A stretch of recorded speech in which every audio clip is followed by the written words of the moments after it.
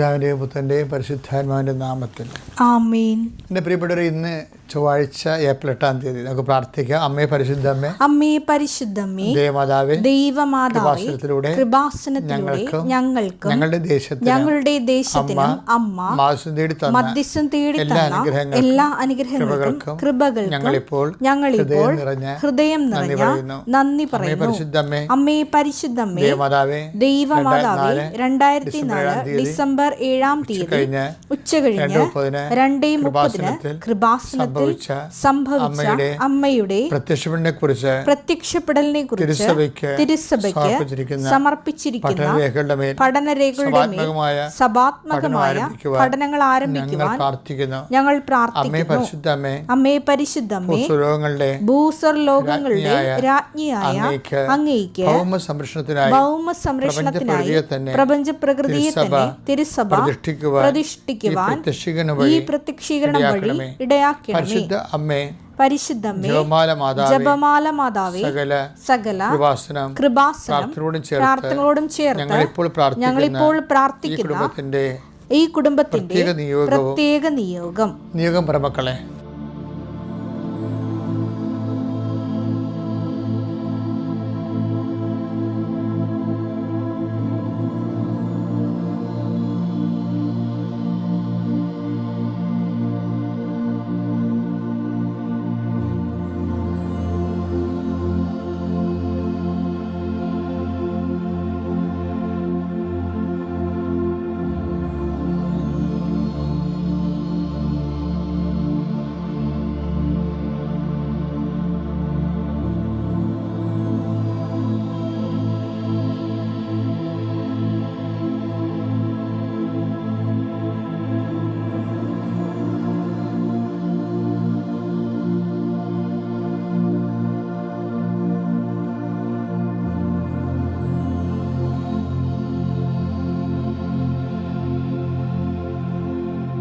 അമ്മയുടെ പ്രത്യക്ഷീകരണത്തിന്റെ ഈ അനുഗ്രഹവേളയിൽ ഞങ്ങൾക്ക് സാധിച്ചു തരുവാൻ കനിയണമേ.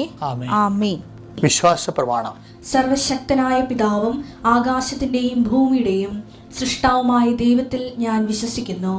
അവിടുത്തെ ഏകപുത്രനും ഞങ്ങളുടെ കർത്താവുമായ ഈശോ മിശിഹായിലും ഞാൻ വിശ്വസിക്കുന്നു. ഈ പുത്രൻ പരിശുദ്ധാത്മാവിനാൽ ഗർഭസ്ഥനായി കന്യകാമറിയത്തിൽ നിന്ന് പിറന്ന് പൊന്തിയോസ് പീലാത്തോസിന്റെ കാലത്ത് പീഡകൾ സഹിച്ച് കുരിശിൽ തറയ്ക്കപ്പെട്ട് മരിച്ച് അടക്കപ്പെട്ട് പാതാളങ്ങളിൽ ഇറങ്ങി മരിച്ചവരുടെ ഇടയിൽ നിന്ന് 3-ാം നാൾ ഉയർത്ത് സ്വർഗത്തിലേക്ക് എഴുന്നള്ളി സർവശക്തിയുള്ള പിതാവായ ദൈവത്തിന്റെ വലതുഭാഗത്തിരിക്കുന്നു. അവിടെ നിന്ന് ജീവിക്കുന്നവരെയും മരിച്ചവരെയും വിധിക്കുവാൻ വരുമെന്നും ഞാൻ വിശ്വസിക്കുന്നു. പരിശുദ്ധാത്മാവിലും ഞാൻ വിശ്വസിക്കുന്നു. വിശുദ്ധ കത്തോലിക്കാ സഭയിലും പുണ്യവാന്മാരുടെ ഐക്യത്തിലും പാപങ്ങളുടെ മോചനത്തിലും ശരീരത്തിന്റെ ഉയർപ്പിലും നിത്യമായ ജീവിതത്തിലും ഞാൻ വിശ്വസിക്കുന്നു. ആമേൻ. സ്വർഗ്ഗസ്ഥനായ ഞങ്ങളുടെ പിതാവേ, അങ്ങയുടെ നാമം പൂജിതമാകണമേ. അങ്ങയുടെ രാജ്യം വരണമേ. അങ്ങയുടെ തിരുമനസ് സ്വർഗത്തിലെ പോലെ ഭൂമിയിലും ആകണമേ. അന്നു വേണ്ടുന്ന ആഹാരം ഇന്ന് ഞങ്ങൾക്ക് തരണമേ. ഞങ്ങളോട് തെറ്റ് ചെയ്യുന്നവരോട് ഞങ്ങൾ ക്ഷമിക്കുന്നത് പോലെ ഞങ്ങളുടെ തെറ്റുകൾ ഞങ്ങളോടും ക്ഷമിക്കണമേ. ഞങ്ങളെ പ്രലോഭനത്തിൽ ഉൾപ്പെടുത്തരുതേ, തിന്മയിൽ ഞങ്ങൾ രക്ഷിക്കണമേ. ആമേൻ. നന്മ നിറഞ്ഞ മറിയമേ, സ്വസ്തി. കർത്താവ് അങ്ങയുടെ കൂടെ സ്ത്രീകളിൽ അങ്ങ് അനുഗ്രഹിക്കപ്പെട്ടവളാകുന്നു. അങ്ങയുടെ ഉദരത്തിൻ ഫലമായി ഈശോ അനുഗ്രഹിക്കപ്പെട്ടവനാകുന്നു. പരിശുദ്ധ മറിയമേ, തമ്പുരാന്റെ അമ്മേ, പാപികളായ ഞങ്ങൾക്ക് വേണ്ടി ഇപ്പോഴും ഞങ്ങളുടെ മരണസമയത്തും തമ്പുരാനോട് അപേക്ഷിക്കണമേ. ആമേൻ. എൻ്റെ അമ്മയെ പരിശുദ്ധമേ, ദേവമാതാവേ, ഈ പ്രഭാതത്തിൽ അങ്ങനെ ആശ്രയിച്ചുകൊണ്ട് ഈ പ്രാർത്ഥനയിൽ കൊതിയോടെ പങ്കെടുക്കാൻ വേണ്ടി ജാഗ്രതയോടെ എഴുന്നേറ്റ് വന്ന മക്കളെ ഞാൻ കർത്താവിൻ്റെ ഉന്നതമായ നാമത്തെ ആശീർവദിക്കുന്നു. കർത്താവിൻ്റെ തിരുമുറുപാടുന്ന വലതുകര നിൻ്റെ ശിരസിൽ പതിക്കട്ടെ. നിന്നെ ബുദ്ധിമുട്ടുകയും സങ്കടപ്പെടുത്തുകയും വിഷമിപ്പിക്കുകയും ചെയ്യുന്ന ഇന്നത്തെ ജീവിത സാഹചര്യങ്ങളെ യേശുക്രിസ്തുവിൻ്റെ നാമത്തിൽ 39 വർഷം ഞാൻ അർപ്പിച്ച കൃപാന്റെ യുഗതിയാൽ യേശുക്രിസ്തുവിൻ്റെ നാമത്തിൽ ബന്ധിക്കുന്നു. കർത്താവെ, ഈ പ്രാർത്ഥനയിൽ പങ്കെടുക്കുന്ന മക്കളുടെ രോഗങ്ങൾ, അവിടെ ഹൃദയത്തിൻ്റെ ഭാരങ്ങൾ, ഏതെങ്കിലും ഉത്തരവാദിത്തങ്ങൾ നിർവഹിക്കാൻ പറ്റണില്ല എന്ന് വിചാരിച്ചുകൊണ്ട് വിഷമിക്കുന്നുണ്ടെങ്കിൽ ആ വിഷയത്തിൻ്റെ മേലെ ദൈവിക തീരുമാനം ഉണ്ടാകാൻ കൃപാസാൽത്താര ജീവനുടെ പ്രത്യക്ഷയുടെ മാതാവിൻ്റെ മധ്യസ്ഥത്തിലെ യേശു നാമത്തിൽ ഞാൻ നിന്നെ ആശീർവദിക്കുന്നു. ദൈവവേദലെ നിൻ്റെ രഹസ്യമായ സങ്കടങ്ങൾ, പങ്കുവെക്കാൻ പറ്റാത്ത വിഷമതകൾ പരിശുദ്ധ ഈ നിമിഷം ഈശോയ്ക്ക് സമർപ്പിക്കട്ടെ എന്ന് പ്രാർത്ഥിക്കുന്നു. ദൈവത്തിലെ നിൻ്റെ ഹൃദയത്തെ ഭാരപ്പെടുന്നുണ്ടെങ്കിൽ, ഏതെങ്കിലുമൊക്കെ വിഷയത്തെ ഓർത്തുകൊണ്ടും വ്യക്തികളെ ഓർത്തുകൊണ്ടും സംഭവത്തെ ഓർത്തുകൊണ്ടും ഇന്നലെ സംഭവിച്ച ചില മോശം കാര്യങ്ങൾ ഓർത്തുകൊണ്ടും നിൻ്റെ ഹൃദയം ഭാരപ്പെടുന്നുണ്ട്. ദൈവത്തിലെ പരിശുദ്ധമ്മ നിനക്ക് വേണ്ടി ഈ നിമിഷം മധ്യസ്ഥം വഹിക്കുന്നു. കർത്താവിൻ്റെ കരം നിന്നെ സ്പർശിക്കുന്നതെന്ന് ഓർക്കുക. കാരണം നിന്നെ കർത്താവ് ഓർക്കുന്നത് കൊണ്ടാണ് നീ ഈ പ്രാർത്ഥനയിൽ ഇപ്പോൾ പങ്കെടുക്കുന്നത് ഓർക്കുക.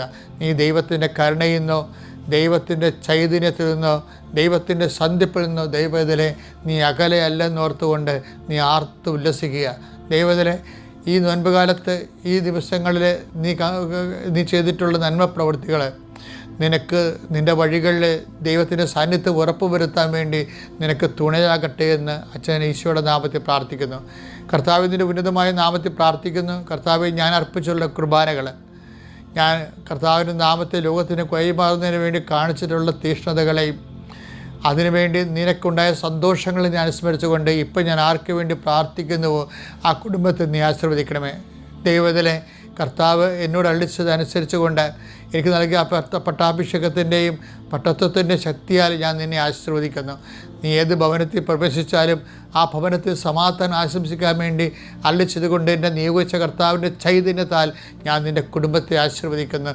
നിൻ്റെ കുടുംബം ഇന്ന് നടന്നു പോകുന്ന, നിൻ്റെ ജീവിതം ഇന്ന് കടന്നു പോകുന്ന എല്ലാ തരത്തിലുള്ള ഭാരങ്ങൾ, എല്ലാ തരത്തിലുള്ള വിഷമതകൾ, നിനക്ക് തന്നെ നിൻ്റെ ജീവിത ഭാരങ്ങൾ ഏറ്റെടുക്കാൻ പറ്റാതിരിക്കുകയും നിനക്ക് ഉറക്കം പോലും കിട്ടാത്ത പ്രഷർ കയറുകയും നിൻ്റെ രോഗത്തെക്കുറിച്ചോ മറ്റ് ഏതെല്ലാം വിഷയങ്ങളെക്കുറിച്ചോ വ്യക്തികളെക്കുറിച്ചോ നിൻ്റെ മനസ്സ് ഭാരപ്പെടുന്നുണ്ടോ ദൈവവേദനെ ഇപ്പോഴിവിടെ കൃപാസ്ഥാനത്താരെ ജീവനോടെ പ്രത്യക്ഷപ്പെട്ട പരിശുദ്ധ അമ്മയുടെ മാധ്യസ്ഥത്തിൽ ജനക്കോടിയിൽ പങ്കുവെക്കുന്ന അനുഗ്രഹത്തിൻ്റെ വലിയ ശക്തമായ അംശങ്ങൾ നിനക്ക് അവകാശവും ഓഹരിയുമാകട്ടെ പ്രാർത്ഥിക്കുന്നു. ദൈവവേദനെ നീ മനസ്സിൽ ചിന്തിച്ച കാര്യങ്ങൾ അത് നിൻ്റെ കുടുംബത്തിനും നിൻ്റെ കൂടപ്പിറപ്പുകൾക്കും ഗുണകരമെങ്കിൽ അതിൽ ഒന്നുപോലും നഷ്ടപ്പെടാതെ എല്ലാം നിറവേറാൻ വേണ്ടി യേശു ക്രിസ്തുവിന്റെ നാമത്തിൽ ഞാൻ നിന്നെ ആശീർവദിക്കുന്നു. കർത്താവെ, നിൻ്റെ തിരിച്ചുവരെ ഓർത്തുകൊണ്ട് ഈ മക്കളുടെ കരുണ തോന്നണമേ. കർത്താവെ, നിൻ്റെ മുൾക്കിടത്ത് ഓർത്തുകൊണ്ട് അതിൽ നിറ്റ് വീഴുന്ന രക്തത്തെ ഓർത്തുകൊണ്ട് കുടുംബത്തോട് കരുണ തോന്നണമേ. കർത്താവെ, നിൻ്റെ കുരിശ് മരണത്തെ ഓർത്തുകൊണ്ട് ഈ കുടുംബത്തിൽ കണ്ണു തോന്നുന്ന സർവോപരി എൻ്റെ കർത്താവെ, അങ്ങനെ മഹത്വപൂർണ്ണ തിരുവുത്ഥാനത്തെ അനുസ്മരിച്ചുകൊണ്ട് പിതാവിൻ്റെയും പുത്രൻ്റെയും പരിശുദ്ധനാമത്തിൽ നിന്നെയും നിൻ്റെ ജീവിതത്തെയും നിൻ്റെ കുടുംബത്തെയും കുടുംബപ്പിറപ്പുകളെയും നിൻ്റെ ജീവിതത്തിൻ്റെ എല്ലാ വഴികളെയും എല്ലാ ലക്ഷ്യങ്ങളെയും എല്ലാ മാർഗങ്ങളെയും യേശു ക്രിസ്തുവിന്റെ നാമത്തെ ആശീർവദിച്ചുകൊണ്ട് പിതാവിൻ്റെയും പുത്രൻ്റെയും പരിശുദ്ധാത്മാവിൻ്റെയും നാമത്തിൽ. എൻ്റെ പ്രിയപ്പെട്ടവർ, നമ്മൾ ഇന്ന് ചിന്തിക്കുന്നതല്ല, ഇന്ന് കർത്താവ് അൾത്താരയിൽ പറഞ്ഞ കാര്യങ്ങളാണ് ഞാൻ നിങ്ങളോട് പറയുന്നത്. എല്ലാ ദിവസവും സംസാരിക്കുക. അപ്പോൾ കുർബാന സ്വീകരിക്കുമ്പോഴൊക്കെ ഭയങ്കര സീരിയസ് ആയിട്ടുള്ള ടൈമാണ്. കർത്താവ് കമ്മ്യൂണിയലായി കഴിയുമ്പോൾ നമ്മൾ ശ്രദ്ധയോടുണ്ടാകണം. പിന്നെ വചനം വായിക്കുമ്പോഴും നമ്മൾ ശ്രദ്ധയുണ്ടാകണം. പിന്നെ കർത്താവിൻ്റെ കൂട്ടായ്മയിൽ വരുമ്പോഴും ശ്രദ്ധയുണ്ട്. ഈ 3 സമയത്തും ദൈവം നമ്മോട് സംസാരിക്കുന്ന സമയങ്ങളാണ്. അപ്പോൾ അതുകൊണ്ട് ആ സമയങ്ങളിലെല്ലാം കുറച്ച് ശ്രദ്ധയുണ്ടാകണം. കൂട്ടായ്മ ശ്രദ്ധയുണ്ടാകണം, വചനം വായിക്കുമ്പോൾ ശ്രദ്ധയുണ്ടാകണം, കുർബാനയ്ക്ക് കൂടുമ്പോൾ ശ്രദ്ധയുണ്ടാകണം. ഇതെല്ലാം കർത്താവ് നമ്മൾ സംസാരിക്കുന്ന സമയങ്ങളാണ്. ഇന്ന് എന്നോട് സംസാരിച്ച കാര്യം എന്ന് പറയുന്നത്, നീ ഒരു സ്റ്റാറ്റസ് ക്യാപ്ചർ ചെയ്താൽ അതായിരിക്കും നിൻ്റെ ജീവിതകാലം മുഴുവനും നിൻ്റെ സ്നേഹത്തിൻ്റെ ലെവലെന്ന് പറയുന്നത്. സ്റ്റാറ്റസ് ക്യാപ്ചർ ചെയ്യുക എന്ന് പറയും. എന്ന് വെച്ചാൽ ഒരു ദൈവസ്നേഹത്തിൽ നിനക്ക് ഒരു ലെവലെടുത്തു കഴിഞ്ഞാൽ, ദൈവത്തിന് വേണ്ടി നിൽക്കുക, ദൈവത്തിന് വേണ്ടി ജീവിക്കുക, ദൈവത്തിന് വേണ്ടി സാക്ഷ്യമാകുക, ദൈവത്തിന് വേണ്ടി നമ്മൾ ഏറ്റുപറയുക, അങ്ങനെ ഒരു ലെവൽ വന്നു കഴിഞ്ഞാൽ ദൈവം കൗണ്ട് ചെയ്യണത് ഒരു മനുഷ്യൻ്റെ റെക്കോർഡ് എങ്ങനെയാണ്.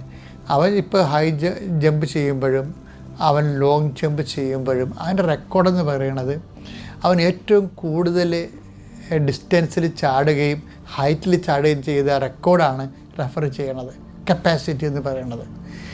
അതുപോലെ ദൈവത്തിനെ സംബന്ധിച്ചിടത്തോളം നമ്മൾ ഏറ്റവും കൂടുതൽ ദൈവത്തെ സ്നേഹിച്ചത് എന്നാണ്, അതാണ് നിൻ്റെ റേറ്റിംഗ് പോയിൻ്റ് എന്ന് പറയുന്നത്. ചില സമയത്ത് അതിലൊക്കെ കുറഞ്ഞു പോകുമായിരിക്കും നീ, പക്ഷേ ദൈവം കൗണ്ട് ചെയ്യുമ്പോൾ നിന്നെ റെഫർ ചെയ്യുമ്പോൾ നിൻ്റെ ടോപ്പ് പോയിൻ്റാണ് എടുക്കത്തുള്ളൂ. അതറിയണമെങ്കിലേ ദൈവം അങ്ങനെ സംസാരിച്ചിട്ടുണ്ട്. നിനക്ക് നേരത്തെ ചോദിക്കും, നിനക്ക് നേരത്തെ ഉണ്ടായിരുന്ന സ്നേഹം ഇപ്പോഴില്ലല്ലോ എന്ന് പറയും. വെളിപാട് 2:4 എങ്കിലും നിനക്കെതിരെ എനിക്കൊന്ന് പറയാനുണ്ട്. നിനക്ക് ആദ്യമുണ്ടായിരുന്ന സ്നേഹം നീ കൈവിടിഞ്ഞു. That's okay. അപ്പോൾ ഇത് ഒരു നെഗറ്റീവ് അല്ല ശരിക്കും. എന്ന് വെച്ച് കഴിഞ്ഞാൽ പലരും അത് ഉപയോഗിക്കണത് ഇപ്പം ഇല്ലാത്തതിൻ്റെ അവസ്ഥയാണ് ദൈവം അഡ്രസ്സ് ചെയ്യണത്. നോ, ഇപ്പം നിനക്ക് സ്നേഹം കുറഞ്ഞതിൻ്റെ അവസ്ഥയിൽ അഡ്രസ്സ് ചെയ്യണമെന്ന് പറയുന്നവരുണ്ട്. അത് തെറ്റാണെന്ന് ഞാൻ പറയണില്ല. പക്ഷേ അതല്ല ദൈവം റെഫർ ചെയ്യണത് എന്താണ്? നിൻ്റെ ഏറ്റവും പീക്ക് ലവ് ആണ്.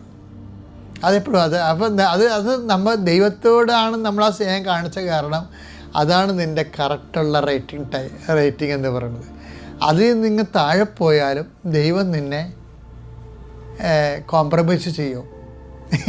പക്ഷേ ക്യാപ്ചർ നിനക്ക് ഒരു സ്പിരിച്വൽ സ്റ്റാറ്റസ് ക്യാപ്ചർ ചെയ്താൽ താഴെ നീ വീണാലും കർത്താവ് കോംപ്രമൈസബിളാണ്. എന്ന് വെച്ചാൽ റെഫറിന് ഫസ്റ്റ് ലവ് എടുക്കത്തുള്ളൂ, ഏറ്റവും പീക്ക് ലവ് മാത്രമേ റെഫർ ചെയ്യത്തുള്ളൂ.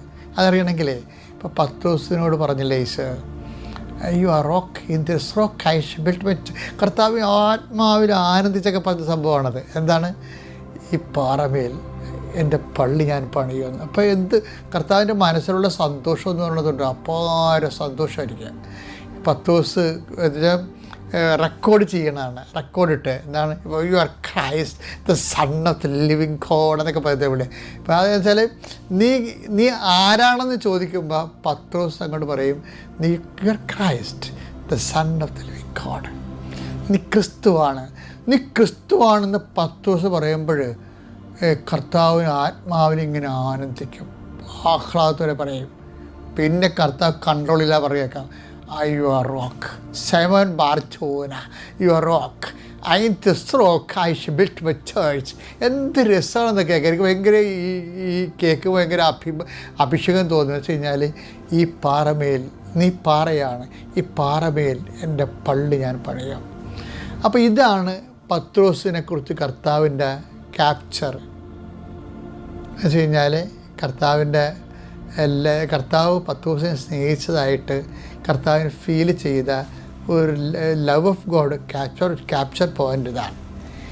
ഇത് ഇനി പത്രോസിനൊക്കെ എന്തെല്ലാം പ്രശ്നം ഉണ്ടായാലും കർത്താവ് കോംപ്രമൈസ് ചെയ്യും. അവൻ കിടന്ന് ഉറങ്ങിയില്ലേ കർത്താവ് ചോര വിയർക്കണ സമയത്ത്.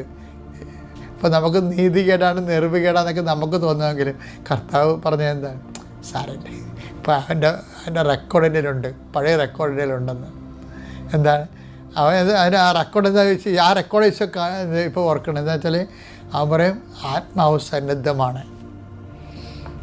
പത്രോസിൻ്റെ ആത്മാവ് സന്നദ്ധമാണ്. ശരീരം ഇപ്പോൾ ഭക്ഷണം കഴിച്ചതേ ഉള്ളൂ, ഐ ഡോണ്ട് മൈൻഡ് എന്നാണ്. മനസ്സിലായില്ലേ? അപ്പോൾ ഇപ്പോഴത്തെ ഈ ഏറ്റവും ചെറിയ കൗണ്ട് പത്രോസിൻ്റെ ജീവിതത്തിൽ ഏറ്റവും മോശം കൗണ്ട് ഡൗൺ വന്നിരിക്കുന്നതാണ്. പക്ഷേ അത് ഈശോ കൗണ്ട് ചെയ്യണില്ല. Take the word of God. Markose 14:37-38. Markose 14:37-38. അനന്തരം അവൻ വന്ന് അവർ ഉറങ്ങുന്നത് കണ്ട് പത്രോസിനോട് ചോദിച്ചു, ശിമയോനെ നീ ഉറങ്ങുന്നുവോ? ഒരു മണിക്കൂർ ഉണർന്നിരിക്കാൻ നിനക്ക് കഴിഞ്ഞില്ലേ? പ്രലോഭനത്തിൽ അകപ്പെടാതിരിക്കാൻ ഉണർന്നിരുന്ന് പ്രാർത്ഥിക്കുവിൻ. ആത്മാവ് സന്നദ്ധമെങ്കിലും ശരീരം ബലഹീനമാണ്. അതാണ് സംഭവം. അപ്പം ആത്മാവ് സന്നദ്ധം എന്ന പോസിറ്റീവായിട്ടും പത്രോസിൻ്റെ നീ യുവർ ക്രൈസ്റ്റ് എന്ന് പറഞ്ഞ ഒരു മുഹൂർത്തം ഉണ്ടല്ലോ വെളിപാടിൻ്റെ, അതാണ് ആളുടെ മനസ്സിൽ കൗണ്ട് ചെയ്തിരിക്കുന്നത്. ഇപ്പം ശരീരം ബലഹീനമായെന്നുള്ള സെക്കൻഡ് പോയിൻ്റാണ്, അത് റെഫർ ചെയ്യണില്ല, അത് കർത്താവ് കൗണ്ട് ചെയ്യണില്ല. അതുകൊണ്ട് അതായത് നമ്മളെപ്പോൾ നമ്മുടെ ഒരു സ്പിരിച്വാലിറ്റിയുടെ വെല്ലുവിളി എന്ന് പറയുന്നത്, നമ്മുടെ ആധ്യാത്മിക വെല്ലുവിളി എന്ന് പറയുന്നത് പിക് പോയിൻറ്റുകൾ എൻ്റെ റേറ്റിംഗ് അല്ലേ, ഏറ്റവും ദൈവത്തെ സ്നേഹിക്കുന്ന ഏറ്റവും നല്ല മുഹൂർത്തങ്ങൾ സൃഷ്ടിക്കത്തില്ലേ, അത് എല്ലാ ആഴ്ചയിൽ ഒരെണ്ണമെങ്കിലും കഴിഞ്ഞ ആഴ്ചയേക്കാൾ ഈ ആഴ്ച ഒരു ലിഫ്റ്റിംഗ് വേണം നമുക്ക്. ദൈവത്തെ സ്നേഹിക്കുന്നതിൽ ഒരു ചാലഞ്ചാണ്. ആ ജീവിതത്തിലൊരു വെല്ലുവിളി പോലെ നമ്മൾ എടുക്കണം. എടുത്തു കഴിഞ്ഞാൽ നമ്മുടെ ജീവിതത്തിൽ നിന്ന് ഫ്ലക്ച്വേഷൻസും ഫ്രസ്ട്രേഷൻസൊക്കെ സ്പിരിച്വൽ ലൈഫിൽ ഉള്ളതാണ്. പക്ഷേ കർത്താവ് കൗണ്ട് ചെയ്യണത് നമ്മുടെ പരാജയമല്ല, വിജയമായിരിക്കും. So have a good day.